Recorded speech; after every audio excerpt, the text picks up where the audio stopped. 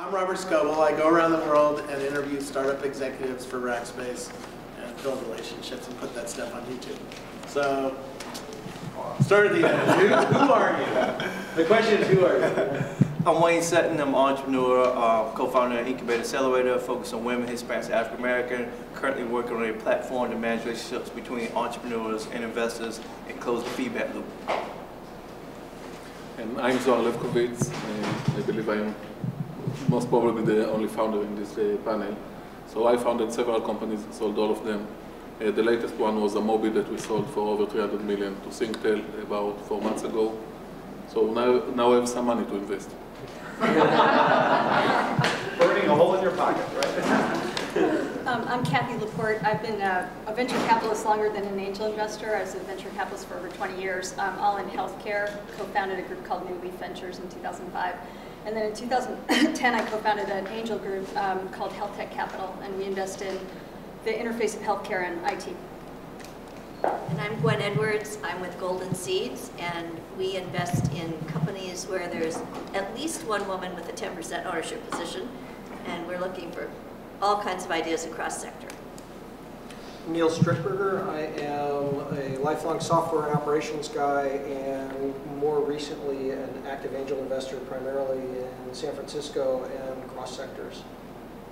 I'm Prashant Shah. I spent 10 years at a firm called Windblad Venture Partners, which is a software investor. I left a couple of years ago to help launch an angel network with a nonprofit called TIE, appropriately called TIE Angels. So I've been in angel investing for the last couple of years. Cool. I think Hummer Windblad invested in one of the companies I work with. Yeah. I'll read my Twitter bio. Jeff Pulver, dreamer, entrepreneur, early stage seed investor, helps shape the worldwide market acceptance of voice over IP. Yeah, I've both found companies and invest, but I do pre-seed these days, not anything. I seed these like angels even after what I did. What percentage in Israel? The last bit of time. Well, I mean, since July of 2011, I've done somewhere between 25 and 30 deals there. I've lost track. Yeah. Every time I'm in Tel Aviv, I see each. Wow. And I already introduced myself, Bill Riker, Garage Technology Ventures, seed, and early stage. So part of this is going to be up to you guys because you've probably been talked to death over this last 2 days about this kind of crowd, and we'll see where it goes. So please do get involved because that'll make it a lot more fun tonight. Part of this, these guys we're talking beforehand are going to take the learnings from Silicon Valley and take it back to their communities. You all are a pretty well-traveled group, and Wayne, I know you came from North Carolina, which is a community that doesn't have a lot of tech investment going on.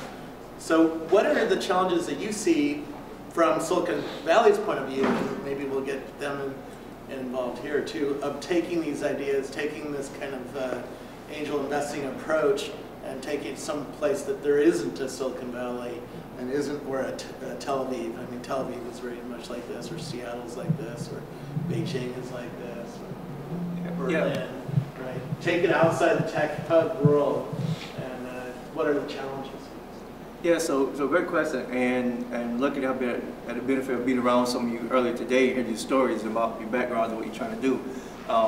From North Carolina, there was a reason why I moved to Silicon Valley. I'm not saying everybody gonna move to Silicon Valley, but the reason because there's the talent, there's not enough talent, the lack of resources in terms of dollars, because in the conversation we talked about earlier, like angel groups. There's not a lot of angel groups in North Carolina. There's some and very few angels, then some C-level, A-round venture capitalist firm that's focused on a very niche vertical. So you take that all in perspective, and then you come up with saying entrepreneurs, startups, and they want to get angels. There's just a pipeline. The entire ecosystem is super small, and the opportunity is very low in terms of to get any type of return on your angel dollars. And so the risk is even higher, basically. So if you're looking at saying going back to your native countries or replicating this model outside of Silicon Valley, the chances of getting a high return is slim. But we're talking with Sharon from the Astor. She was saying, earlier, like I said last week, that doesn't mean there's no deal flow outside of Silicon Valley. There is, but again, going back to some of the points that Bill made, diversify your portfolio, and that happened. And that point really can't be emphasized enough, because in these smaller markets, just high risk. And then that's how it was for North Carolina. If you're looking for talent, looking for good deals, looking for an ecosystem, looking for other people to help grow a company or invest in, just big risk. Anybody else want to chew on that? Chew on the problems from our point of view? Trying to take this model, we're trying to take our angel system or our entrepreneurial system and take it someplace that there isn't the infrastructure. Well, I just chime in. Take a Silicon Valley point of view, because we're going to have a conversation. So. You know, this is sort of a lifetime ago, but like in the early 90s, I spent some time over in Taiwan, and the Taiwanese government was trying to legislate venture capital into existence because they wanted to clone Silicon Valley, and they wanted to like figure out how to do that. And I think they did some really smart things. They put in some good, you know, tax breaks, and there already was like a pretty good, you know, obviously like hugely educated workforce. And what was tough, I think, was to legislate into existence an entrepreneurial culture. And actually there, you know, in fact, there was a long history of entrepreneurship in the area, of course, but people had a really short-term mentality, and it was like hard to say, well, you know, legislate biotech into existence when it's going to take, you know, 10 or 15 years to pay off. When people's alternative was to like invest in a plant in Vietnam, and it was going to pay off in 6 months. So I think over time they stuck with it, and you know, it's really paid off. But I will say the first word I learned in Chinese was the word for classmate, and it's because I heard it everywhere in the business community, and it's just the power of networks. You know, I mean, substitute whatever you want for classmate, but it's just networks are sort of how things I think get done in any culture. Yeah. So I would say about people. I was a few months ago at the World Bank in Washington, D.C. They had a day called Israel Innovation Day. And in the 1970s, and now Israel's member of OPEC, in the 70s they were a debt borrowing country. And they spent an entire day trying to look at the ecosystem and trying to understand what happened since the 70s that could be exported out to developing countries now, and try to like learn from the experience what they could bring to Moldova. So I had suggested, I spoke, and I suggested that they were looking in the wrong direction. They're talking about monetary fund and all sorts of money policies and all sorts of ways to legislate stuff. I said you should drop the D and look about fun. And that, you know, if you want to look for people who are actually exciting, you want to have, it's a culture really about the people. It's about that energy that they have, and it's about what they take to do things. And it's something which you can't just switch on, because it comes from the bottom up.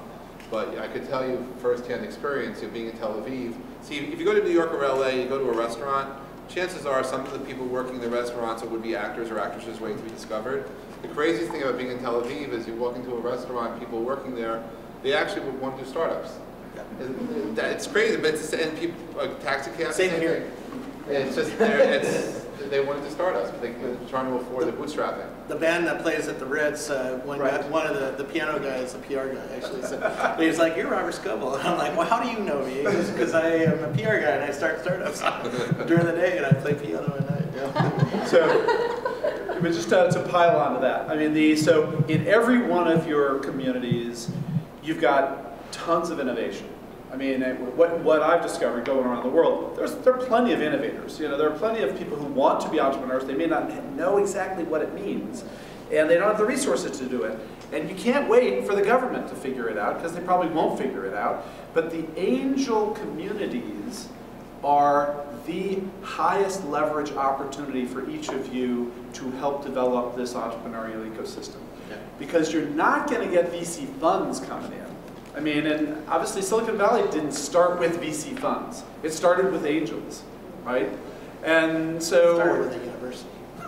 I mean, there's, you know, so you have this cauldron, right, that you're mixing up. You've got universities, right? You've got entrepreneurs, you've got innovation, and you've got money. You know, and in every one of your regions, there's plenty of money, right? It's a matter of shaking it loose. And the challenge in the United States as well, in every other community, is they'd much rather invest in real estate than in startup companies, right? Or whatever it is, you know, pick whatever it is. You know, the money wants to invest in other things. The cool thing about you guys is you're marshaling that thin layer of people who are willing to put at least some of their money into innovation. And so you are, I think, the biggest forces for change and development of the ecosystems in each of your communities. It's by marshaling an angel network and then supporting the entrepreneurs, and then lobbying, sort of the big money and the government, you're right at the center, I think, of enabling. To build on that, it seems like a lot of this is about appearance is sometimes reality, right? So everybody thinks Silicon Valley, there's all this energy. Every taxi driver, every piano, everybody's vibrating with this energy. They do in San Francisco. Right? But only in San Francisco, not sorry. But the point that it's below the surface in a lot of these areas, and the culture is a little different. But a lot of the money is waiting. Build on that. A lot of the money is waiting to be invested. The ecosystem isn't as visible, or may not, maybe hidden within the universities. But some of the challenge is finding it, and there are brilliant people hidden throughout all of these ecosystems. It's just they're not at the surface bubbling away. Both for so I work for a Texas company, so it's possible to start a technology company, not here, right? And do well with it. It got funded by Sequoia, and now it's a public company that's doing really well. But when they hired me, they had a chip on their shoulder because they were never paid attention to by the world's press or the insiders. And it's entrepreneurialism is a lonely pursuit, right? Starting a company is a lonely pursuit. And it's even worse when you're outside of a place where you can talk to other entrepreneurs and at least have a dinner or two and have a party or something like that. How do you get over that loneliness, and how do you get the chip off your shoulder, I guess, to get people to take you seriously even though you're somewhere else in the world, not in San Francisco? Well, maybe you guys can get it. I think there is one thing you have to keep in mind is if you're getting into angel investing and entrepreneurship outside of Silicon Valley, you guys already know this, which is when we invest as angels, we typically invest looking for the next venture round. Very frequently outside of Silicon Valley, that doesn't exist, period. So whenever I talk to companies, I'll go to conferences and so on, and I'll meet companies, they'll be doing $2-3 million a year in revenue, they've got product, good customers, all this kind of stuff, and I'll ask, well, how did you get this far? Where did you get this money from? And if they're not from here, they'll just look at me and laugh and be like, I'm from Indiana. There is no venture capital in Indiana. We just figure it out.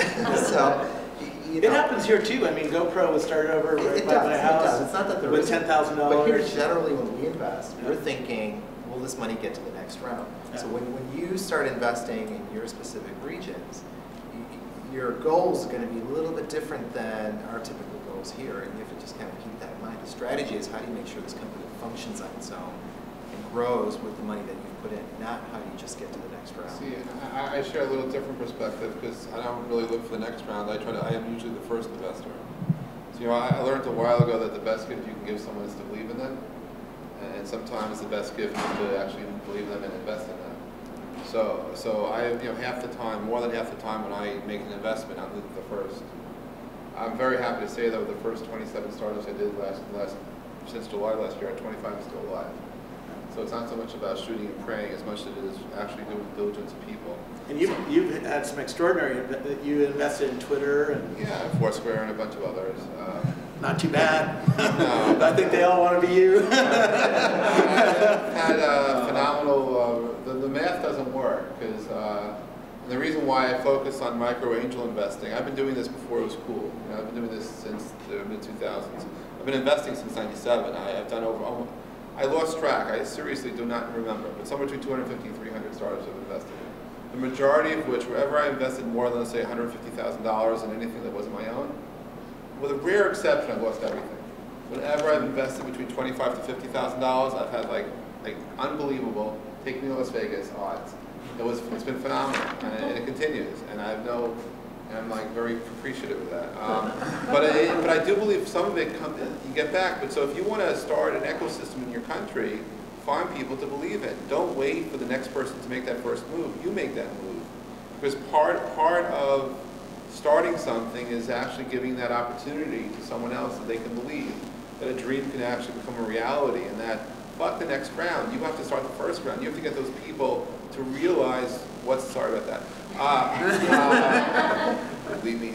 But it's really it's the internet. It's the internet, yeah. But it's about giving the people a chance to get going, and then if there's more rounds, great. But my guys haven't failed because they didn't get money. The craziest thing was one of the firms I invested in went through an accelerator after we invested, and then they quit.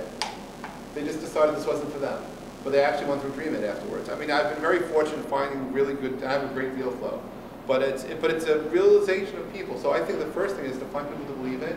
Because if you're looking in environments where there's no other active angels, you need to find that deal flow. And yeah, go to the cafes, go to the schools, find professors, and find kids, and see what they're doing. You hit on a nerve that you have to stay in, and you have to find people who are going to stay in no matter what.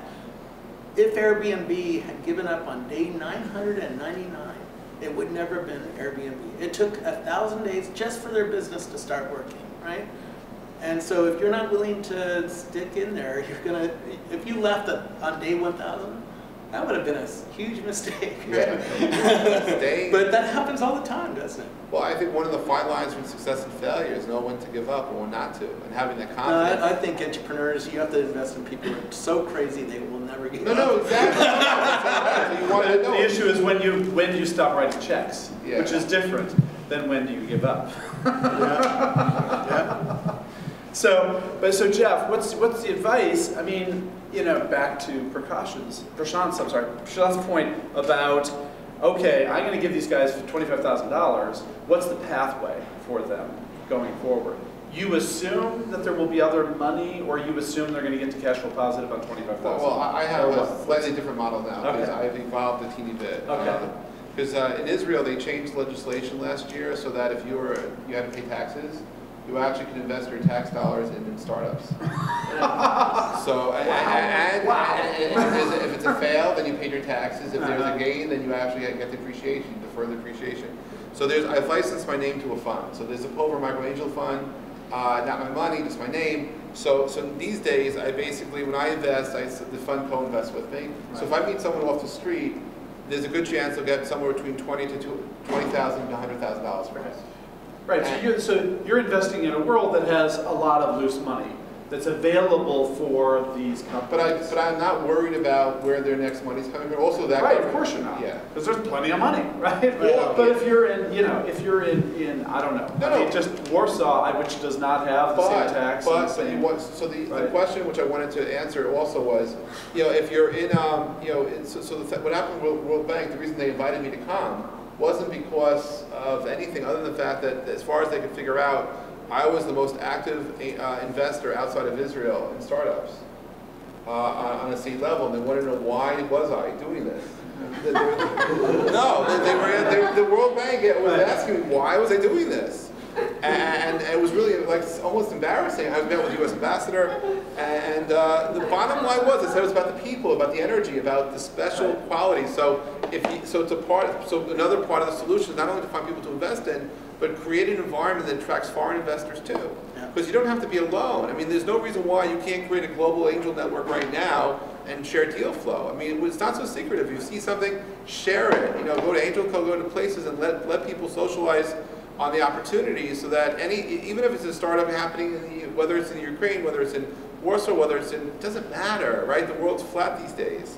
So if there's an opportunity which you vet, which you want to put money in, bring your friends in. It doesn't have to be local to where you live. It could be the world. So if you can create environments that attract other people, location to me doesn't matter so much. How does that happen though? In Berlin, for instance, SoundCloud moved there because they like this party scene in Berlin.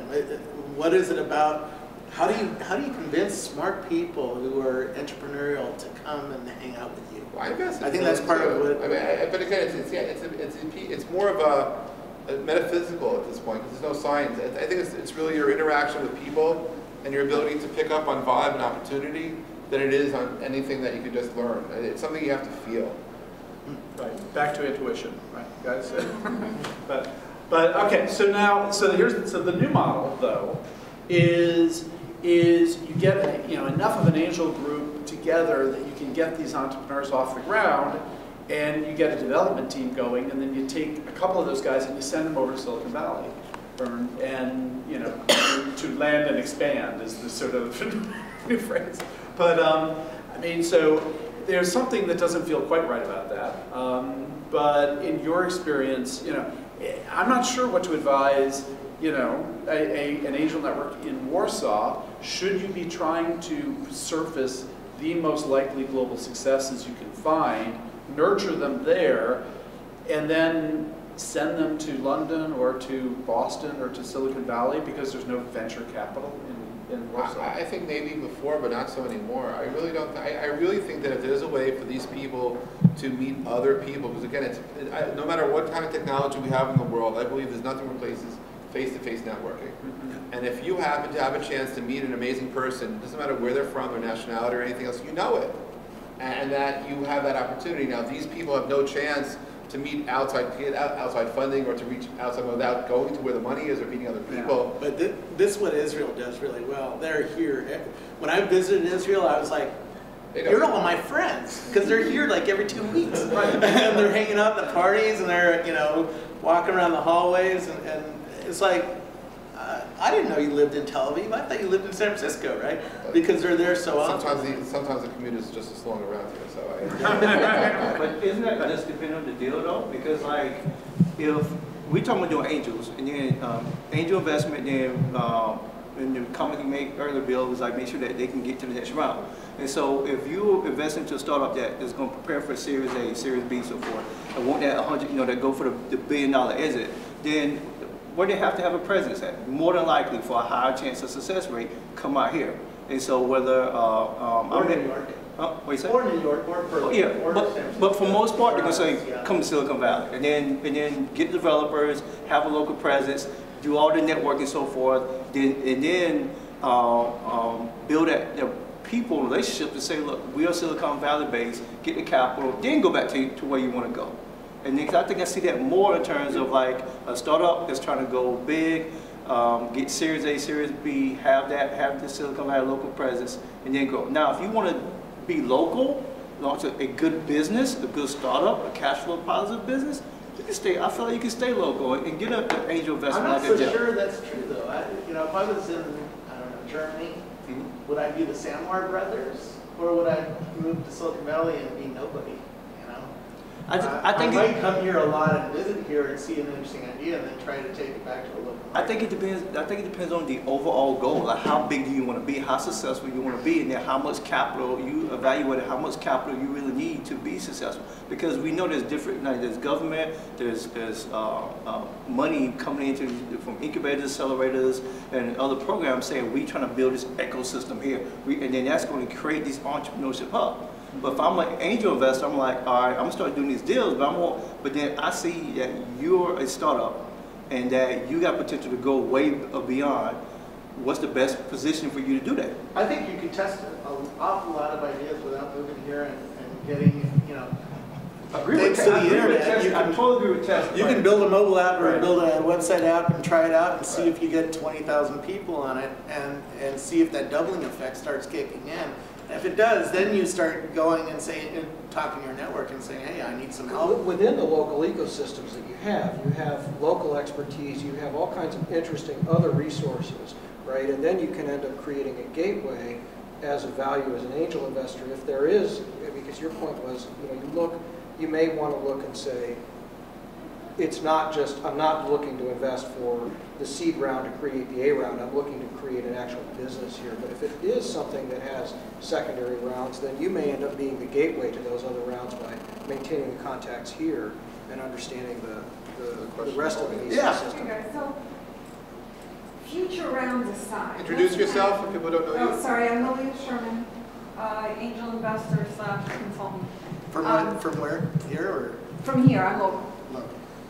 So forget future rounds. Let's imagine, right, I'm an angel, a company approaches me, they're doing a seed round, say it's 350 or $500,000 they're trying to raise. I'm going to be a small part of that. How do I handle the dynamic of, you know, if I just give them my money now, and they don't even raise, if they're not able to raise the rest of the round, then their chance of meeting the milestones for the future is less. So how do I manage the dynamics of my little piece of just this round? Forget. How well do you know these people? What? How well do you know these people? Do you trust them? Have you met them before? Are they friends? Yeah. And how much more money do you have?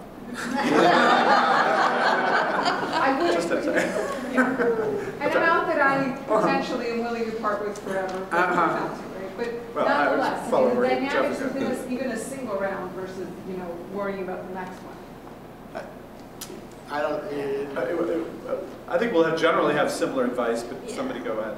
Well, there's a mechanical way, which you could just say that there's a close date and there has to be so much raised before they can start to use your money.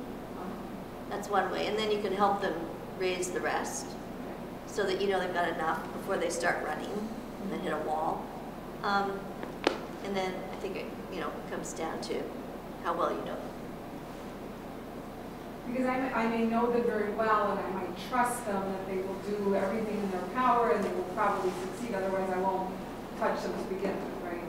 But it's sort of, I think what I'm hearing you guys say is that beyond, the value of closing the next round, you're playing the value of closing this round. Well, arguably, if you put in 50K and then they're going to raise another 200K, then you're worried about the next round, which is the other 200K, right? So but if you're thinking of it as one round, Yeah. and not to put words in Jeff's mouth, I mean, but if you really trust these people and you think your 50K can make a big difference in getting all to 50K, and you love them, and then you might want to put the 50K in because that makes your life easier if it'll make the difference in giving the momentum so that you can help them raise the other 250.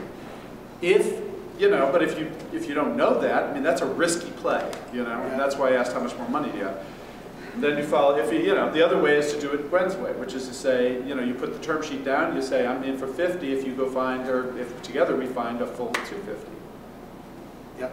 And then you close once all the money is there. If you really believe in them, then hopefully you'll help them close the rest of the round. I mean, that's typically what happens. Gwen will call me and say, hey, we've got a company we're looking at in Golden Seeds, we've got interested, et cetera. We try to all converge together on a round. To date, I haven't had enough people to call to close. We've got 250 people here. Right. Of course, my first question to you is going to be, have you put money in yet? Yeah. Right. That's exactly right. Yeah. They like to see a little blood on the bar, just a little bit. Not too much, because that scares them away too, but just a little bit. So could I ask a question? No one ever really talks about this except very briefly. I'm just wondering, how do you build your relationships as angels with the VCs? And what is that like, or what does that look like? I mean, because obviously all of you say that you have to get them to follow on with rounds, and you obviously then have to work together with them. Like, what are the logistics, and what are the boons, and what are the difficulties? Because it's sort of two different camps, isn't it, really, from what I see? Anybody hasn't talked before? Actually, I don't believe it is different, but my strategy is a little bit different. I'm very much playing a chicken investment, so I always invest together with a VC. So if there is interest from one of the tier 1 VCs, NEA, Sequoia, Kleiner, you name it, to invest in a startup, and this startup can enjoy some of my expertise and experience, I'm willing to join the VC and invest together with them for a better valuation, for half of the valuation, because I'm adding more value, because I also have some expertise. So usually it can come together. Also, as a founder, I had several companies, and I will never take money from angels, only from angels. I don't like them. No, it is not enough money to build a company. Taking $25,000, nice, but what can you do with it? It's not even enough for the rent in Silicon Valley. So I prefer VCs as a founder, so I prefer to invest together with a VC as an investor. I believe that overall startup need a lot of money, even though today it is much cheaper to build a company. It still will take you 10 million, 20 million, or in my case, 75 million to build a successful company, and for that you need a good VC. And so do you build those relationships with VCs as an angel before you come to the table, Yeah, of course. so that you know who you're dealing with? I work with most of the tier 1 VCs. In my past experience, I sold companies for them. They like me. So it is very simple for me. So usually I prefer do it together with them. From time to time, if there is a startup that I really believe in, or good friends or something like that, I will invest my money without a VC involved. But otherwise, what's the point? Where do you find your companies, right? Do they come straight out of universities? Do they come out of incubators like Techstars or So for me, luckily I can do the same as Jeff, Tel Aviv. Amazing source of startups, many less angel investors, many less professional investors. So just go to Tel Aviv, sit in any restaurant that you want, and you will have 5 deals. And if you will mention Yossi Vardi's name, you will have 25 deals. Yeah. So it is much, much easier to do it then. They need less money. It is much less expensive there. And tax-free. So actually, the government is asking me to put money, free money. So it is the best place for me. Also, I have a lot of value for them because I live here in California, that once they need to move to California, I can assist them. So it is additional value, and because of that, I can create much more value for them. But Tel Aviv, just be there, they will come. Let me ask you a visionary question. Given a chance, which one human problem you would want to solve with your money, being an angel investor? Which one problem? Human problem, like humanity problem. Social. Maybe social, maybe business. If there is any dream, you are dreaming to be that one super angel solving one problem. What See, would it be? I'll give you a Silicon Valley answer though, and see where it goes. Silicon Valley is not about solving big problems. It's about building a cool toy for yourself. The Apple One was developed for 200 people, and Steve Wozniak's own boss at HP said nobody would ever buy this thing, so go build your little stupid company. This is the alternate view. I don't think that the best ideas often come from dreaming big like that. It's just, hey Jeff, I'm going to build this cool thing for the Google Glasses, and I want you to try it out and see if it goes somewhere. And then all of a sudden he gets excited about it, and he spreads it to him, and then it spreads to you, and then it spreads to you. If you go back and listen to the original interviews that we were talking about Twitter back in 2006, people said that's the lamest thing, stupidest thing I've ever seen. That's true. Right? And it was just, it just spread person to person to person to person, and it was fun. And it wasn't that we were trying to change the world. I mean, eventually we all figured out, oh, wait a second, this is going to be like the news network of the world. But not at first. At first it was about telling Jeff what we had for lunch, you know? We are trying to change the world a little bit, at least some of us. For example, Jeff and myself were serving on the board of Space AL, which is an initiative in Israel to build a spaceship with the Israeli flag and send it to the moon, for no actual reason but to increase education in Israel. So we are contributing our money, our time to this project in order to send the spaceship and increase educational level, scientific education in Israel and the Middle East, for no other reason. We're not going to see a penny back, so just to do something right. I want to say, to answer your question, for me, it's like I have asthma. So if I could change one thing where I was like, put all money aside into something to help cure lungs, you know, to cure asthma, right? You know, from birth or detected with asthma, what can we, just like cancer, right? You know, because if you can't breathe, you can't live, right? So for me, that's what I would put my money effort to. But then taking that to Scopel's perspective, like, oh, well, who would fund asthma research, right? Or who's going to fund some gadget? Like, you know, it's like I want to take the Nike Fitbit field band. There's actually one investor here that does do health investing. Okay, so I want to take the Nike Fuel Band, add some different elements to it, to where it measures air and lung capacity when you walk around. Whether you walk, you know, you go down different areas of San Francisco and walk into a weed cow. You know what I mean? It's like, what's going on here? Somebody smoking. I want to be able to measure and have a data map to be like, all right, here's the level of air quality. You match it to my iPhone, go to a platform. So actually, we had a conference last month, and we had a contest about companies, and the winning company is called Asmapolis, and nice. And they're doing that. All right.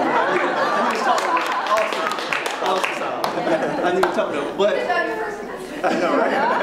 But then you go to Robert's point. It's like invest in Silicon Valley, invest in the cool stuff. We hear that, we say that. All the investors, the VCs primarily want to invest to the cool, what's trending, what's happening, right? Because they can take that risk and they'll tell the new entrepreneurs to come in and say, look, that's not a big enough idea, or go do. We want a $100 billion exit. So it's like, I felt like we send mixed messages to the entrepreneurs in terms of like, go out and do this amazing big idea, but it's not cool enough, so it's like, we're not going to invest into it. But they want the angels to come here and take the risk. So, you know, I've worked both at big companies and startups, and I've talked to Andreessen and stuff about this. Silicon Valley does well when it invests in doubling pennies. You know, I love the question, would you rather have 100 grand today or a penny that doubles every day for a month? And startups are doubling pennies. ICQ, I remember the first day I saw that. You know, it came out in November 1st, 1996, and it was a doubling penny. Every 17 days, it doubled. And by the time I got on it, it had 60,000 people, and within a year, it had 100 million people. And that's why Yossi Vardy is Yossi Vardy today, right? His kids started that company, right? And so we're looking for things that are doubling effects, that do that exponential curve up. And it's hard to start them, and it's hard to recognize them. Twitter, nobody took it seriously until it hit about 15 doubles. Then all of a sudden, and Jeff, you got in early. You got in before anybody knew it wasn't lame. And Fred Wilson got in before it wasn't lame, you know, because he saw the doubling effect. And Evan Williams saw the doubling effect inside. He kicked out Jack Dorsey, right? That's why he said, yeah, Jack, this is my company. See you later, you know, because he saw that doubling effect and he knew he had something. And that obviously the doubling effect, or you know, the origin of that is the semiconductor industry, right? Yeah. So it goes, that doubling effect goes all the way back in Silicon Valley when you think about it. Yeah, that's a great point. I like that. Yeah. So go ahead. I just want to build on the point about when I was talking earlier about people and why the people are so important. Because this notion of social venture and social investing, I've thought long and hard about it. I've been involved with some of these initiatives. But I continue to remind myself that things like Twitter, things like Google have done more, eBay have done more social benefit for people in the world than any intentionally designed social benefit investment that I can think of. Well, look at Microsoft. Yeah, I mean, they're incredible things. Look at Microsoft, right? Bill Gates is now going around curing malaria. But if he hadn't started Microsoft and gotten to have $60 billion in his pocket, he wouldn't be able to do all that, right? And Salesforce has a huge foundation that's doing a lot of good work around the world, and that happens because of that. Now, some of that you can build into your culture and maybe use it as a marketing tool, like, hey, this company, while it's profit-driven, it's going to change the world, and it's going to donate 1% of its profits and revenues, like Salesforce does, right? And Google does, and other companies do. Think about when the Google boys decided to resist China. That was a big decision. So that, to me, says they stood for values. They weren't going to go ahead and go into the China market unthwarted. So, you know, again, when you've got that muscle and you're successful, you can do a lot. I just think it's the Tom's Shoes is a great company that was focused around social good. And there's plenty of companies that, you know, there's lots of genetic companies here, lots of healthcare companies, lots of companies that are helping cure cancer and stuff like that. I mean, we fell in love with a company that was almost a pure, you know, pure play doing, you know, vision, how can I change the world? 4 guys out of Stanford who figured out we can take off-the-shelf technology and built a solar rechargeable lantern that could replace kerosene for the bottom 2 billion. And, you know, so it turns out you can build a lantern that's cheaper than 40-day supply of kerosene.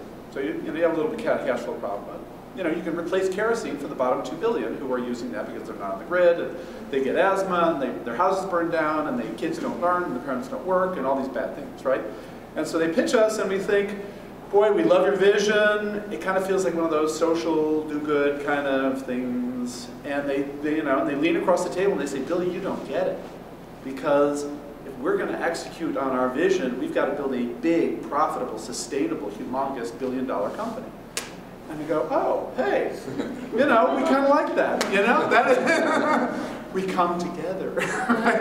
And you know, God bless these guys. They have totally executed. They've gotten PR up the wazoo, every, you know, social sustainability green award you could possibly win, and they're about to cross the 10 million household mark in terms of the number of households they've affected a couple of years in. You know, one of the few companies that we've seen that actually consistently beats its business plan. It's really cool. So you can, I mean, you get these things aligned. You can design businesses that can be profitable businesses that also happen to attack a problem that is susceptible to market forces. Not every problem is susceptible. You saw the light. We saw the light. Bringing that back to the local aspect, right? Those things may come out of local markets because they're closer to the need. than a bunch of guys trying to solve the gaming problem in Silicon Valley. Well, right, it happened to be 4 Stanford students, which were all on the grid, but one of them had spent 6 years, in the Peace Corps and doing, had really lived and breathed. Uber was designed for San Francisco because people, the guys who started can't come taxis. Well, and you call and they don't come and stuff like that. So I had a question about that. So women are very much underrepresented in high growth entrepreneurship on the investor side, et cetera. We own less than 16% of employer businesses. We only generate about 4% of receipts in this country. There's programs out there like Astia. There's, Springboard had this event to bring, and with you, Israeli Chamber of Commerce, to bring women Israeli entrepreneurs to New York to pitch to VCs.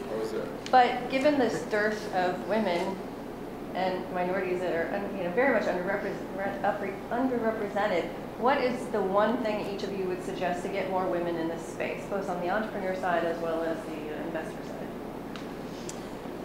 Well, 33% of my firm is women, so maybe it should be 50%. Partners? Pardon? Or employees? Partners. And a great partner. And that's a great statistic.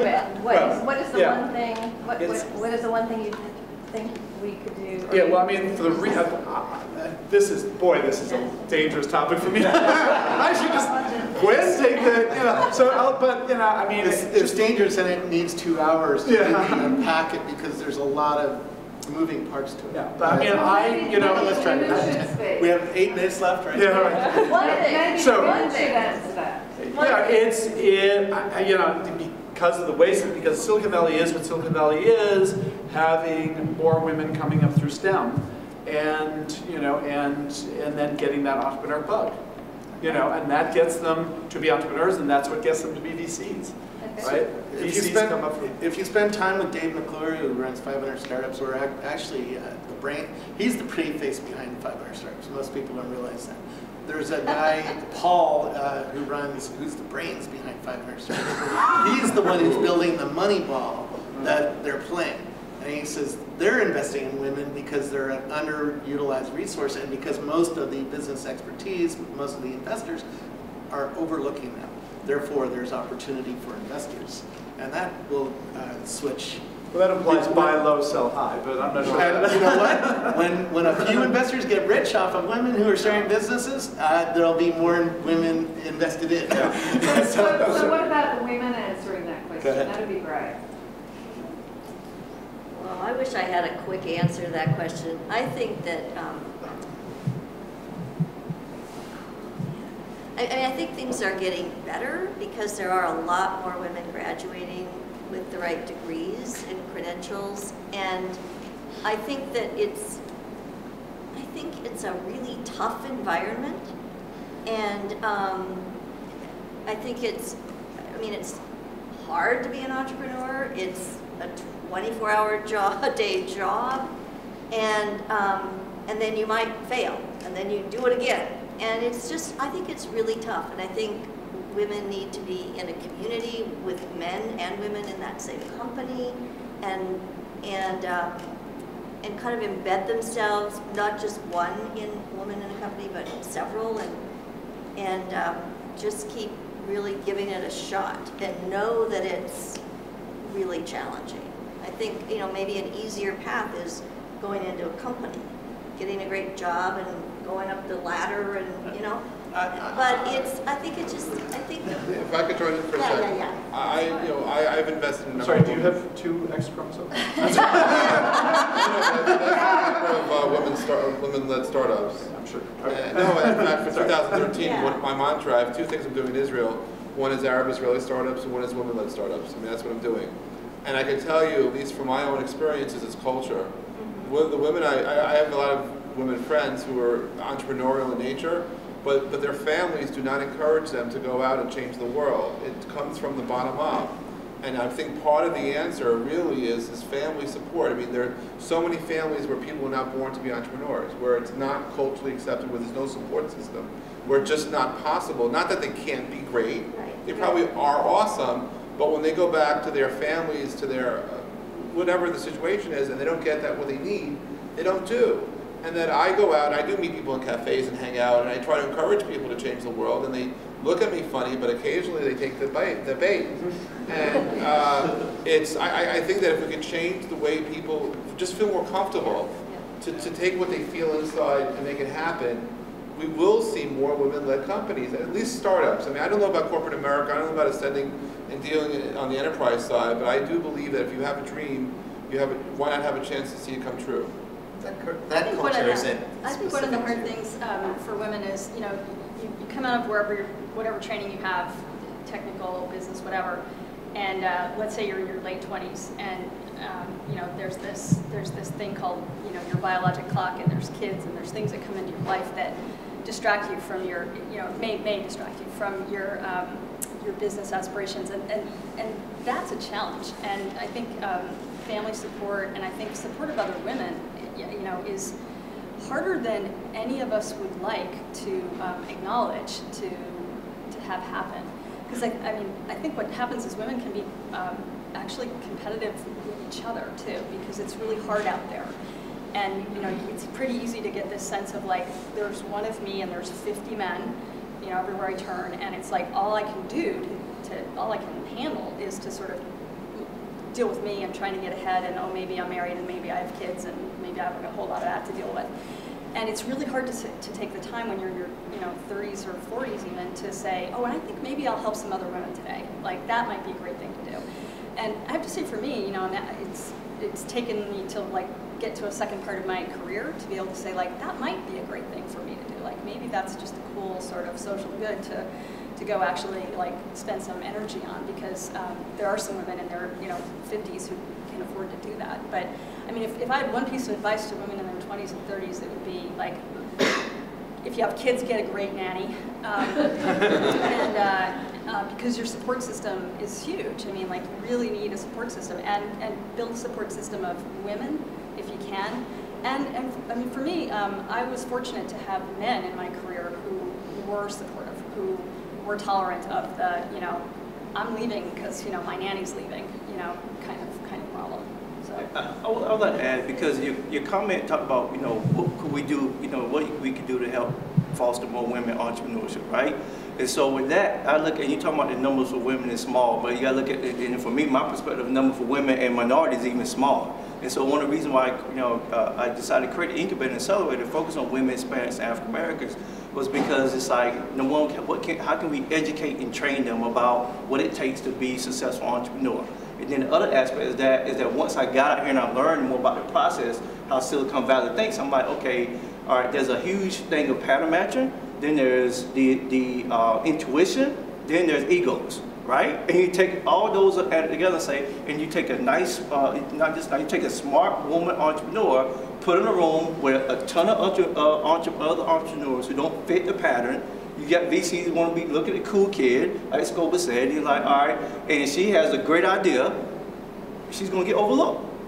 Period. That's, I mean, despite what most venture capitalists don't, in the firms like Bill, there's some they won't touch it. They can't cover the conversation because other aspects in our community could hurt the potential deal flow or relationship. So it's a touchy subject.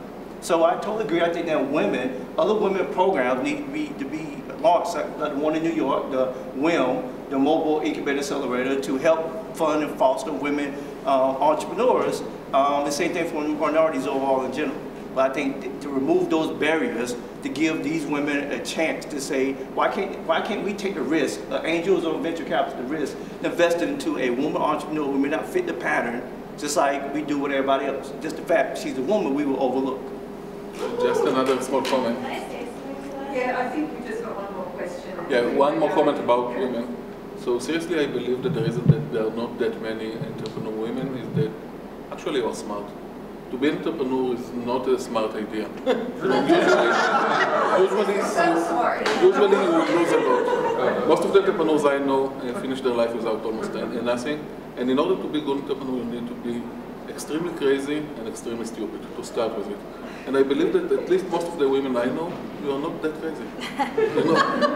But then they do it better. That's the thing about it. So, I mean, you look at some statistics data. I mean, you look at the data saying that from we was called from other research saying that companies with women, board members do better. I mean, there's some data we can lay here. I won't go into cultural differences or fact or hypothesis about women behavior managing time versus men, but just look at the data. So I think we're just going to give Perry a question. Yeah, no, I was just going to actually comment on this. I'm the only founder in the room, and I'm a woman, and I'm 34 years old, and I'm single, and I quit a career as a headhunter on Wall Street, where I had like a huge career, and I would just say that it's that we actually don't fit the pattern. Yeah. And that's actually what people should be looking at, is that we don't, I'm not the 25-year-old guy from Google. But like, you know, we bring something different or to Stanford. the table. Or, yeah, no, I didn't go to Stanford. But a lot of You might have a lot of folks have that issue, though, right? I mean, so I'm Indian, but I grew up in Chicago, as it turns out. So I'm more American than I am Indian. But that aside, you know, you go through Silicon Valley, and that's the one minority that you don't have to worry about being underrepresented. You're not a minority. Right, exactly. That's my point, right? I mean, in Silicon Valley, startups have 50% of the association is with an Indian, whether it's a founder, an executive, or an investor in the company. I mean, it's just overwhelming. And it started back in, you know, kind of the late 70s and early 80s, that kind of time frame. And a lot of it is what Kathy talked about, which was once the early set of Indian entrepreneurs became successful, they gave back to showing the ropes to the next generation, and they grew from there. And we didn't fit the pattern either, right? You know, people with mustaches out of the IT group speaking in funny accents. That's what we were known as. So you guys broke the pattern. What's that? You guys broke the pattern. We did. Yeah. Somehow we figured it out. Role models. Yeah. Yeah, thank you. Building So reputation. we actually need to wind it up now. I'm sorry. This has been a fabulous panel. I'm thanking all of you. I really, really appreciate your time. Thanks,